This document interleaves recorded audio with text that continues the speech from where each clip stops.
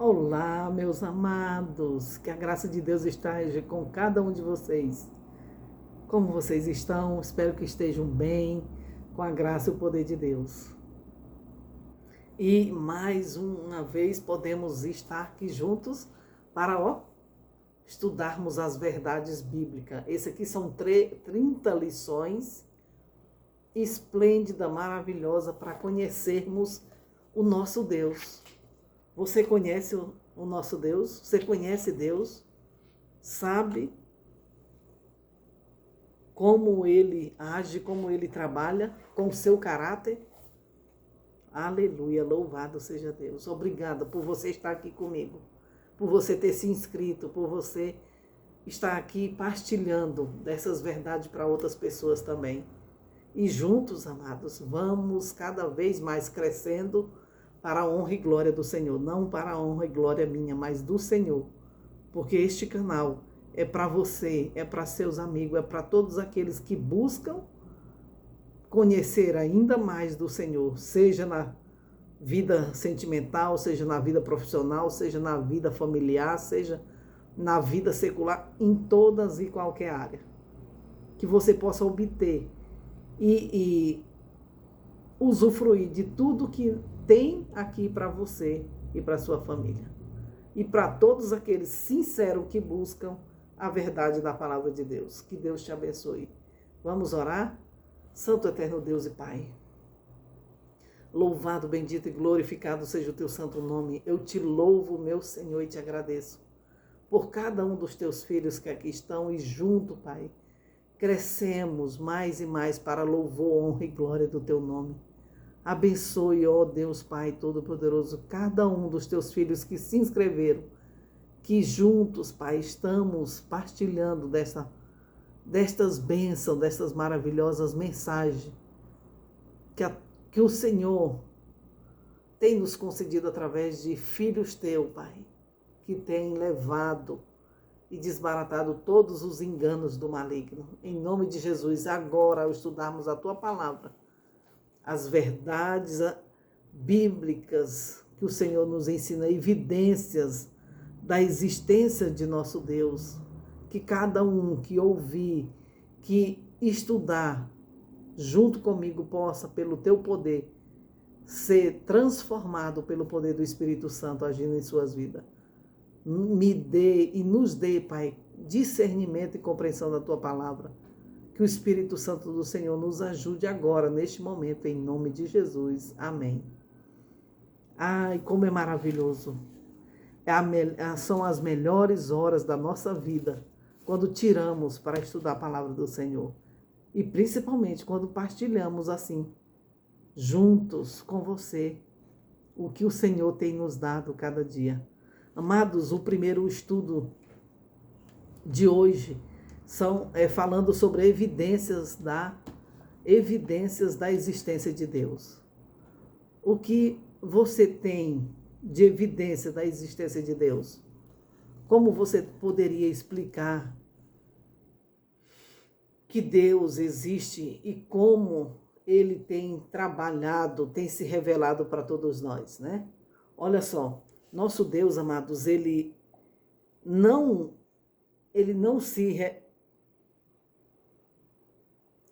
embora, na verdade, é o seguinte, embora Deus não tenha se revelado a nossos sentidos, visto que não podemos vê-lo, ouvi-lo, nem tocá-lo, ele não nos deixou tateando.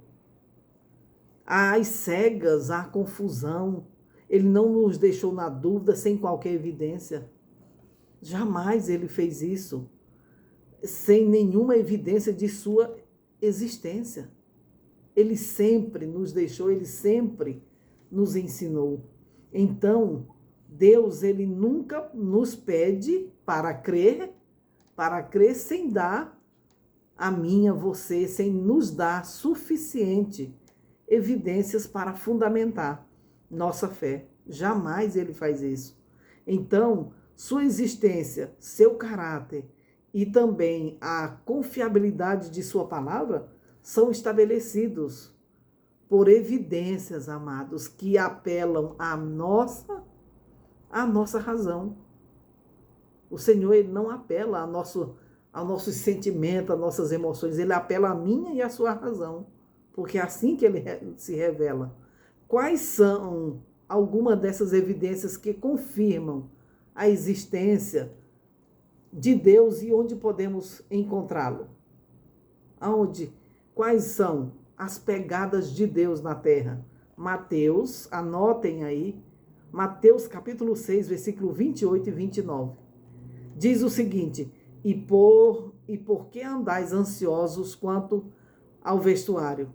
Considerai como crescem os lírios do campo, ele não trabalha, não fiam. Eu, contudo, vos afirmo que nem Salomão, em toda a sua glória, se vestiu como qualquer deles. Então, como é que podemos...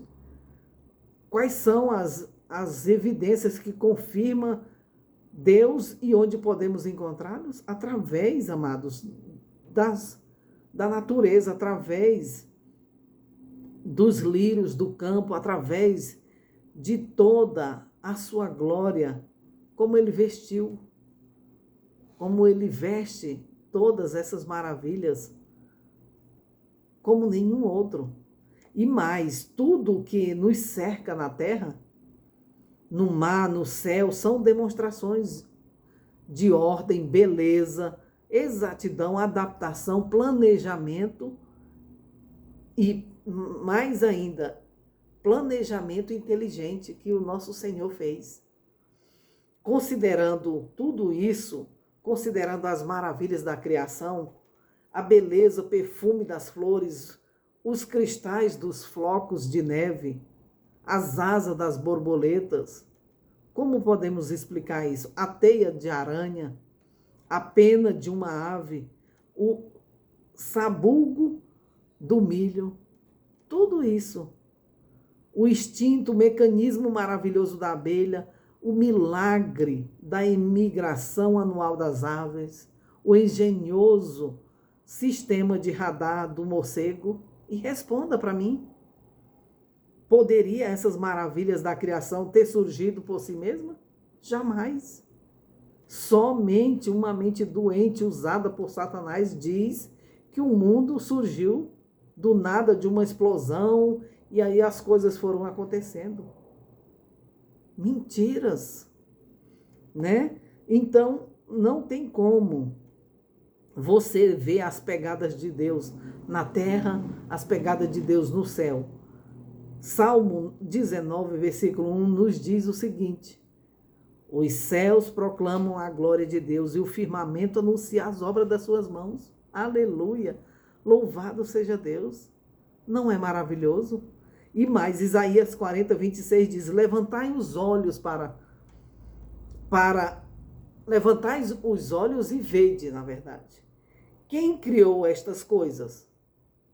Aquele que fez sair o seu exército de estrelas, toda bem contadas, as quais ele chama pelo nome, por ser ele grande em força e forte em poder, nenhuma só vem a faltar.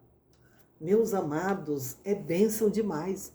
A palavra do Senhor, essa palavra, ela é maravilhosa, é extraordinária, porque ela nos traz tudo aqui que eu e você precisamos saber. E o que não está aqui, o Senhor nos deu no espírito de profecia, onde nos esclarece mais ainda a nossa compreensão da palavra de Deus, que leva tudo para ela. Se você lê um livro que ele não te traz mais ainda no entendimento da palavra de Deus, então não presta. Agora, se esse livro que você lê te trazer para mais perto do Senhor, para mais perto do conhecimento da palavra de Deus, como este livro aqui, O Grande Conflito, onde você vai entender de todas as nações que existiram, de todos os acontecimentos, como ou surgiu os protestantes, como milhões de cristãos foram mortos, e como você entender a guerra entre o bem e o mal, de que lado nós estamos, certo? E mais, no céu, acima de nós, amados, existe as mesmas evidências do padrão. Ordem, beleza, acuidade e propósito que se vê na terra. Apenas o magnificado, como eu diria, o magnificado a um grau indizível. Considere, por exemplo, a maravilha do céu estrelado, a enormidade do tamanho, peso, velocidade, número de distâncias e temperaturas de bilhões de planetas e estrelas. Tem como isso surgir e simplesmente existir se não tiver um Deus grandioso e maravilhoso por trás? De jeito nenhum. O cálculo precioso e coordenação do peso, amados, movimento, velocidade, temperatura e órbita de cada um deles. Olha que maravilha. O equilíbrio preciso entre ação e repulsão, os milésimos de segundo, o sincronismo perfeito, a regularidade honorária, tudo isso é mantido em harmonia por leis naturais. Será que tudo isso surgiu por si mesmo? O que você acha? Jamais. Simplesmente não tem, por mais estudiosos que seja, que venha contestar a palavra de Deus, mas que não é verdade. Pegadas de Deus no nosso corpo. A gente já viu pegadas de Deus na terra, pegadas de Deus no céu, agora pegadas de Deus no nosso corpo. Salmo 139:14 nos diz o seguinte: graças te dou, visto por modo assombrosamente maravilhoso me formaste. As tuas obras são admiráveis e a minha alma o sabe muito bem. Oh, glória! Esse era Davi, porque ele sabia e conhecia de onde ele veio, onde ele estava e para onde ele vai.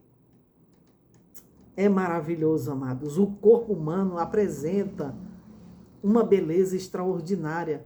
Estudando fisioterapia, ou se você for estudar outra coisa como medicina, ou mesmo dentista, seja qual for uma área da saúde, você vê coisas maravilhosas e extraordinárias, que é o corpo humano, que essa máquina, nenhum cientista consegue explicar como ela veio a existir. Por mais que tenham teorias disso e daquilo, não tem como. A palavra de Deus é que explica maravilhosamente bem que o nosso corpo apresenta também as mesmas evidências surpreendentes do projeto, coordenação, vistos na terra e nos céus.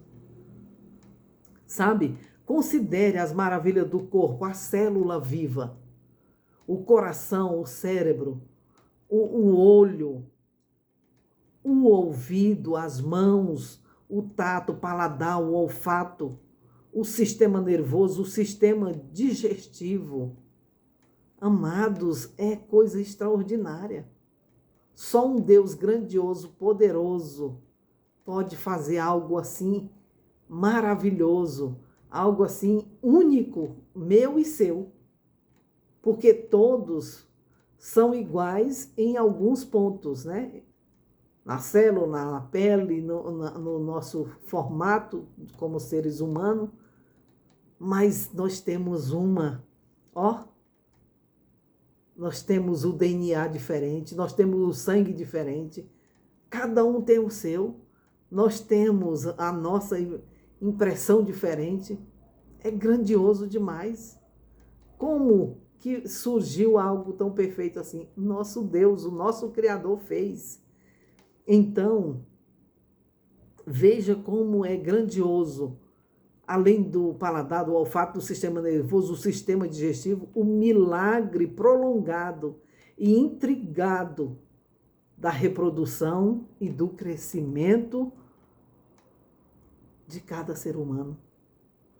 Como que um ser humano pode gerar outro ser humano dentro de si? Só algo extraordinário, milagroso que Deus faz, que nenhum ser humano, por mais que estude, vai conseguir explicar como a palavra de Deus explica. Então, o milagre é um milagre realmente prolongado, amados, dessa produção e do crescimento, ou seja, as glândulas também, os mecanismos maravilhosos de defesa e cura que o nosso corpo tem. Você e eu temos um mecanismo de cura que Deus já deixou. Por isso, quando necessitamos de um tratamento, não precisamos das drogas das farmácias. Um chá ou uma alimentação, ela nos cura, porque Deus já deixou esse processo de cura dentro de nós. E pelo seu poder, quando adoecemos e queremos uma cura realmente de dentro para fora, o Senhor faz através das plantas, do alimento que Ele deixou para nós. E o quanto é importante isso? Além da defesa e cura que o nosso corpo tem, o que faremos com essas incontáveis evidências, né? Evidências da terra, dos céus, do nosso corpo, evidências de planejamento inteligente e premeditado da terra. Você já pensou sobre isso? Também o planejamento inteligente e premeditado dos céus e do meu e do seu corpo. Só um Deus grandioso, amados. Não podemos ignorá-los, pois exigem explicações racionais. Ou vieram à existência por um propósito ou por um acidente? São o produto de Deus? Você é um produto de Deus ou do acaso? Eu sou um produto de Deus. Não sou um produto do acaso, não sou um produto que veio a existir de um macaco. Somos, eu e você somos produtos de Deus. E mais,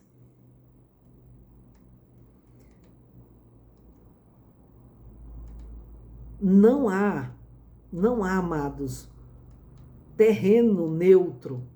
Não tem como ficarmos dizer, não, eu não sei, não quero saber, eu vou ficar neutro. Não existe. Não existe terreno neutro. Ou você crê ou você não crê. Simples assim. Alguma vez você já ouviu falar de um relógio que se criou a si mesmo sozinho? Não existe. E mais, isso é impossível. Como todos nós sabemos, é impossível um relógio vir a existir por si mesmo. No entanto, o universo e o nosso corpo são mais complexos. Sabe por quê? São mais complexos e intrigados do que o mecanismo de um relógio. Muito mais. A razão exige um criador. Isso é sem sombra de dúvida e sem discussão. Esse fato, esse mecanismo, a razão exige um criador, amados, para explicar a presença de de projetos incríveis em suas obras criadas. Hebreus, capítulo 3, versículo 4, diz o seguinte: pois toda casa é estabelecida por alguém, não é? Tem sempre um engenheiro, tem os construtores, mas ela é planejada por alguém.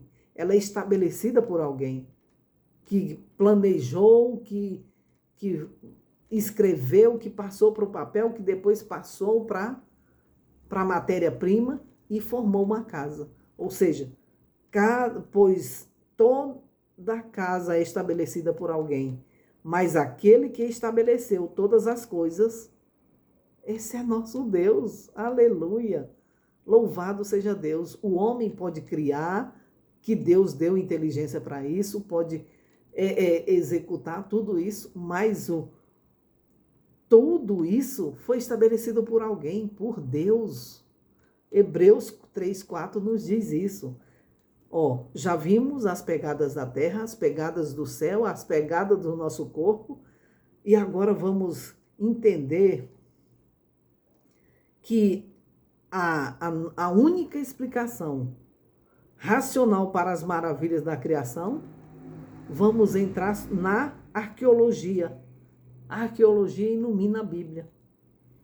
Com 100 anos atrás, veja bem, havia críticos que alegavam que a Bíblia estava repleta de enormes erros históricos. Você já ouviu, né?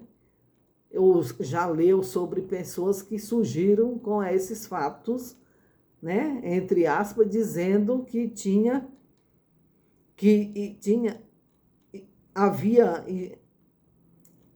havia na Bíblia erros enormes históricos.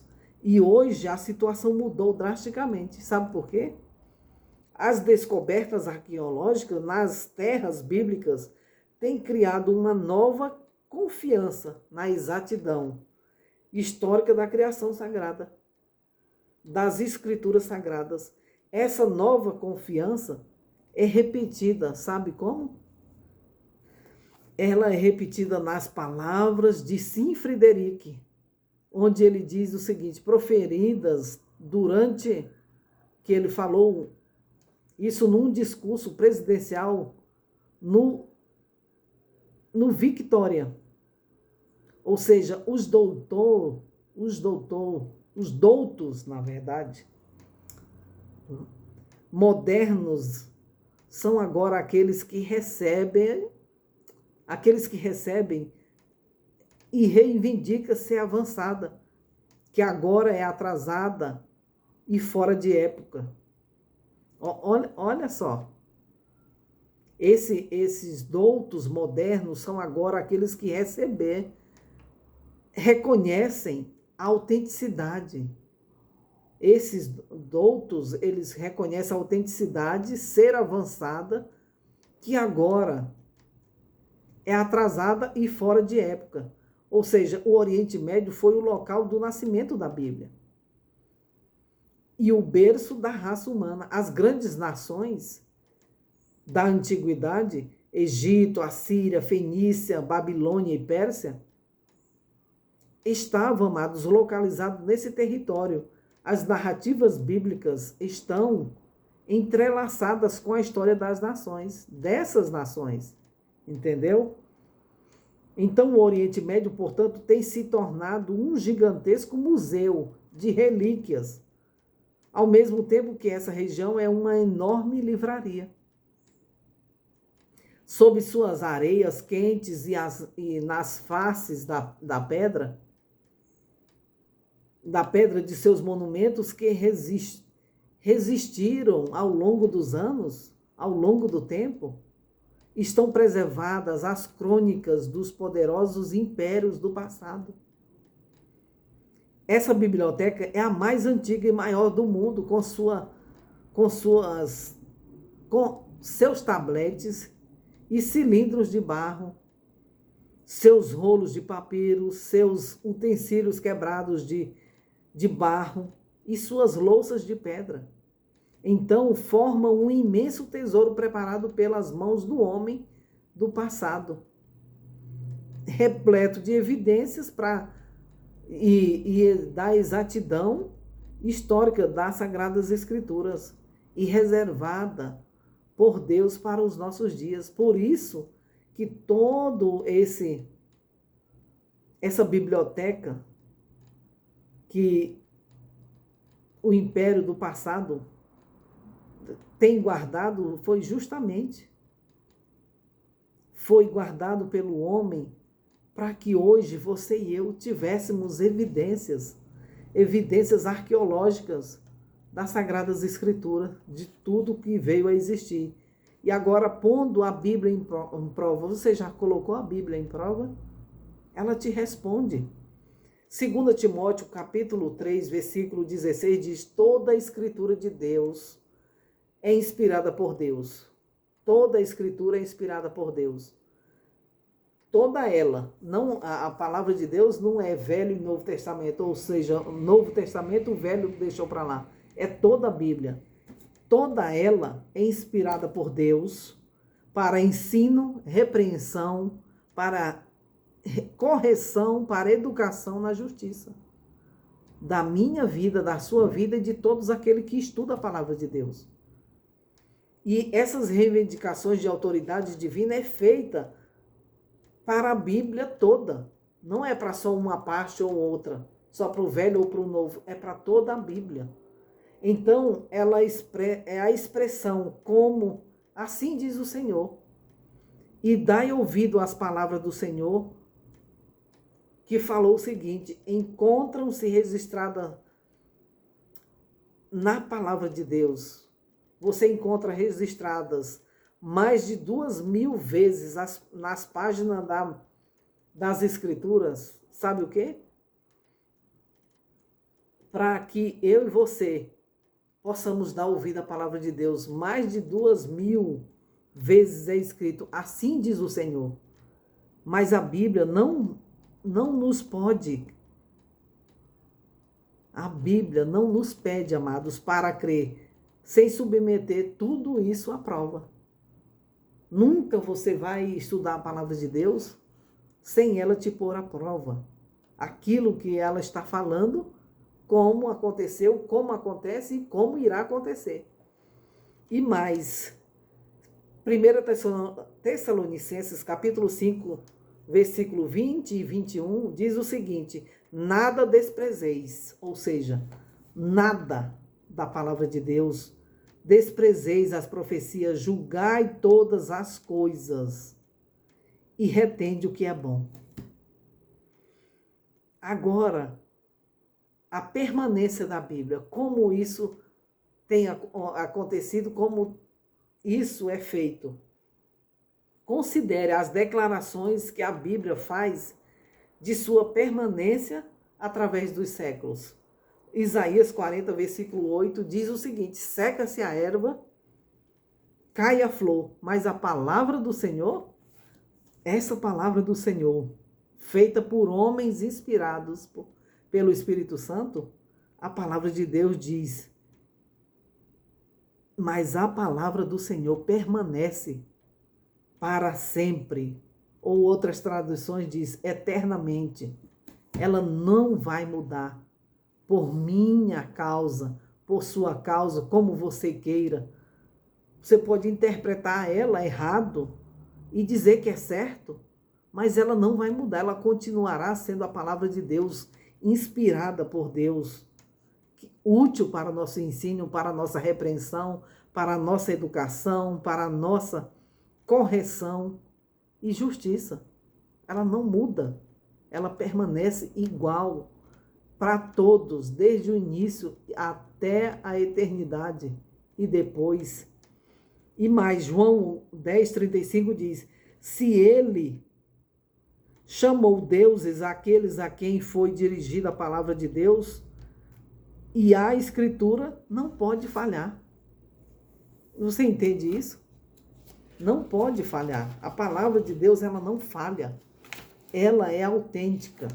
Ela faz e nos prova como é real, como é de fato a palavra de Deus. Certo? E mais, Mateus 24:35 diz: passará o céu e a terra, porém as minhas palavras não passarão. Como é grandioso, viu? Como é grandioso. As Escrituras não podem falhar. As Escrituras de Deus não vai passar. Pode passar o céu, pode passar tudo. Mas as palavras do Senhor, Ele diz que vai permanecer para sempre. E a palavra de Deus, ela nos garante isso e é verdadeiro. Essas palavras, amados, foram ditas por Jesus. Diocleciano, imperador romano, no quarto século, prosseguiu o seguinte: perseguiu todos os cristianos, confiscou as cópias conhecidas da Bíblia. Essa alma guiada por Satanás, ele perseguiu os cristianismos, ele confiscou todas as cópias que existiam da Bíblia Sagrada e as queimou todas elas para que ninguém pudesse conhecer quem é Deus. Mas, no entanto, a Bíblia resistiu intocada das cinzas. Ninguém pode, nem mesmo Satanás, que tem poder de utilizar homens, seja quem for, vai poder mudar o que a Bíblia está dizendo, vai poder mudar o que está escrito. Entende? E isso, Thomas Paine ilustra, este ilustre pensador do século XIX, combateu a Bíblia com sarcasmo e ironia. A despeito dessas e de outras tentativas para destruir a Bíblia Sagrada, ela sobreviveu, porque quem cuida e quem está no controle deste mundo, seja como esteja destruído, esteja como esteja totalmente miserável, a palavra de Deus ela vai permanecer intocada, por mais que tentem destruí-la. E agora, as profecias bíblicas. Considere agora essa declaração que a Bíblia apresenta sobre sua cidade de prever o futuro. Isaías 46, versículo 9 e 10, diz o seguinte: lembrai-vos das coisas passadas da antiguidade, que eu sou Deus e não há outro. Eu sou Deus e não há outro semelhante a mim, que desde o princípio anuncio o que há de acontecer, e desde a antiguidade as coisas que ainda não sucederam. Que digo, o meu conselho permanecerá de pé, farei toda a minha vontade. Aleluia, glória ao nome do Senhor. Esse é o nosso Deus, amados. Tiro. Aliás, antes disso, a Bíblia, ela nos traz, sabe o quê?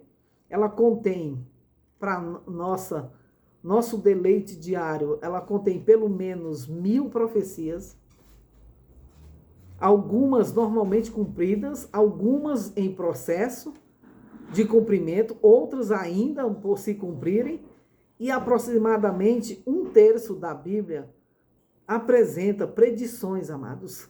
E essas profecias estendem-se como uma longa avenida ornada por pequenas luzes brilhantes, desde Gênesis a Apocalipse. Não é maravilhoso? É grandioso demais. Esse é o nosso Deus, que deixou todas essas maravilhas para o nosso crescimento. Tiro, por exemplo, consideremos Tiro, o florescente porto marítimo da antiga Fenícia. Então, essa grande e rica cidade era ímpia aos olhos de Deus. Uma de suas práticas religiosas, sabe o que era? Oferecer bebês ao Deus Fogo. Imagina como se torna o ser humano sem Deus, oferecendo seus filhos, queimando ao fogo para um Deus que eles criaram. Porque simplesmente quando o ser humano está sem Deus, eles viram um bicho, inconscientes, irracionais. Para esse Deus do fogo, chamado Moloque, colocando a criança viva nas mãos incandescentes dessa imagem. Olha que situação horrível. Imagine uma cena dessa, né? Deus fez uma profecia de juízo contra essa cidade. Por isso, por esses abomináveis pecados que, infelizmente, muitos fizeram. Em Ezequiel 26, capítulo 7, versículo 14, capítulo 26, versículo 7 ao 14, Deus previu 6 coisas que aconteceria a Tiro. Primeiro, traria Nabucodonosor, rei da Babilônia, contra Tiro. Segundo, muitas pessoas em Tiro seriam mortas. Terceiro, as ruínas da cidade seriam lançadas no mar. Quarto, a areia da cidade seria como uma rocha dura, uma rocha nua. E quinto, os pescadores usariam esse local para secar suas redes. Sexto, nunca mais seria reconstruída, e até hoje isso se cumpre e vai se cumprir. Essa notável profecia cumpriu-se em cada um desses detalhes. Entende? Então, logo após ter sido escrita, Nabucodonosor atacou essa cidade. Muitas pessoas foram mortas e as demais foram trancadas dentro dos muros da cidade. O exército babilônico fez cerco por toda a cidade por 13 anos. Mas finalmente invadiu apenas para descobrir, sabe o quê? Que as pessoas haviam fugido para uma ilha que ficava a cerca de 800 metros da praia. 250 anos depois, Alexandre o Grande decidiu conquistar o mundo. O povo de Tiro sentia-se seguro na fortaleza de sua ilha.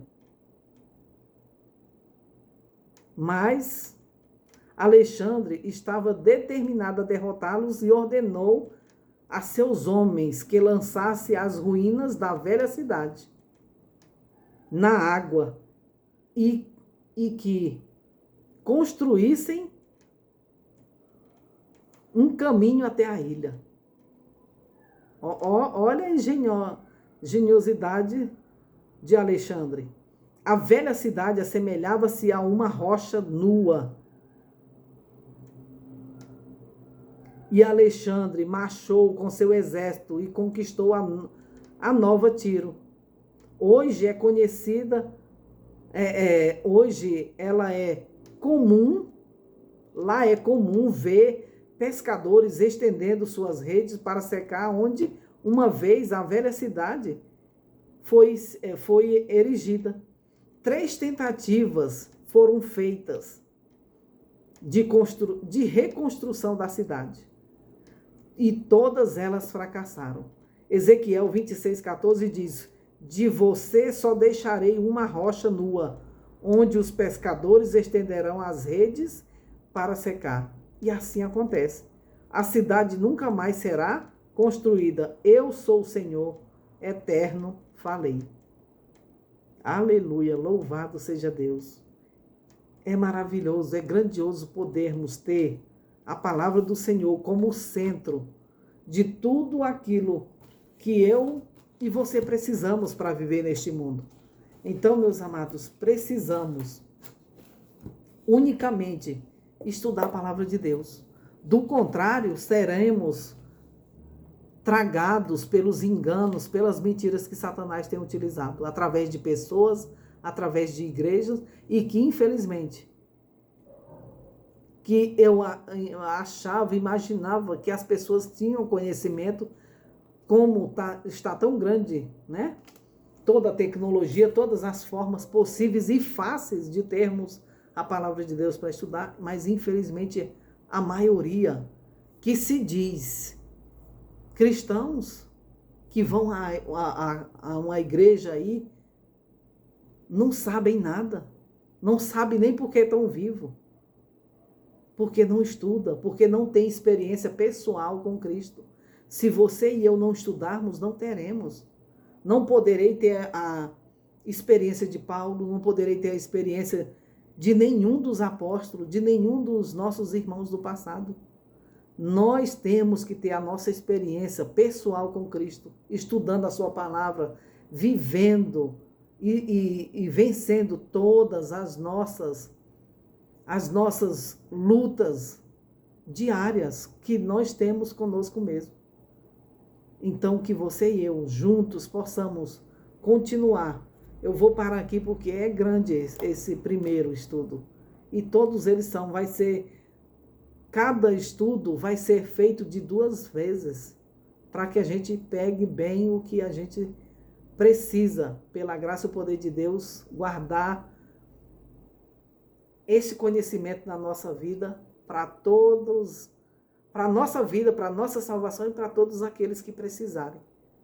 Que Deus te abençoe, que Deus te ilumine e te ajude para juntos continuarmos buscando e servindo unicamente o nosso Deus, que merece toda a honra e toda a glória. Que Deus abençoe você. Um forte abraço.